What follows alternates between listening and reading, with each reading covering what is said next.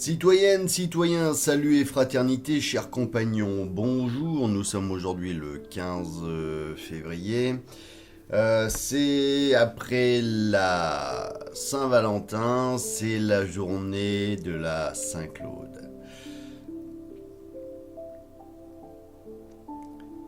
Le Tour de la France par deux enfants écrit par G. Bruno, une lecture par votre serviteur Grégory Baudouin. Le chapitre 111, une lettre à l'oncle Franz, un homme d'honneur, la dette du père acquittée par le fils. La maxime du jour, que notre nom soit sans tache et que devant personne nous n'ayons à en rougir.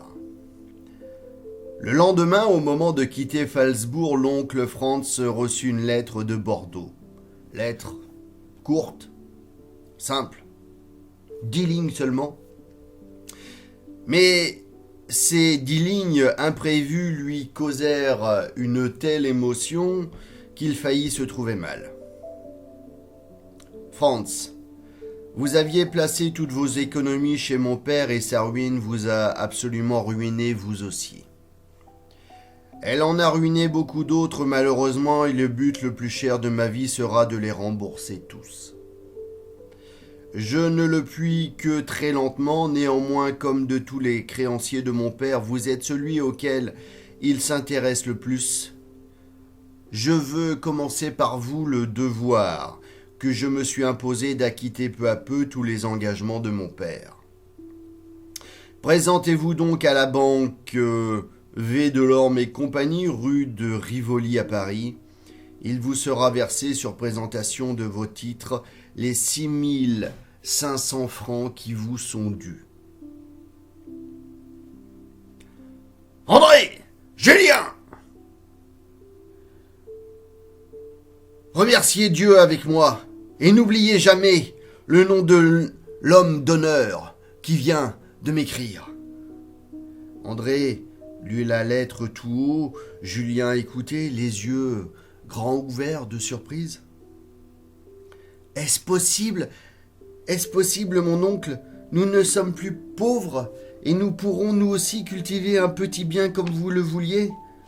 Oh mon Dieu, mon oncle, quel bonheur!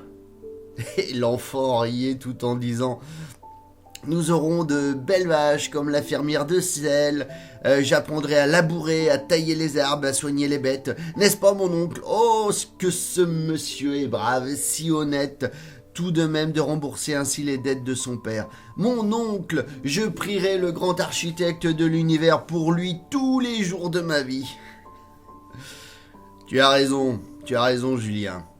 Car ce souvenir te rappellera constamment que l'honneur vaut toutes les fortunes du monde. Un honnête homme estime plus haut que tout le reste un nom sans tache. Un honnête homme estime plus haut que tout le monde.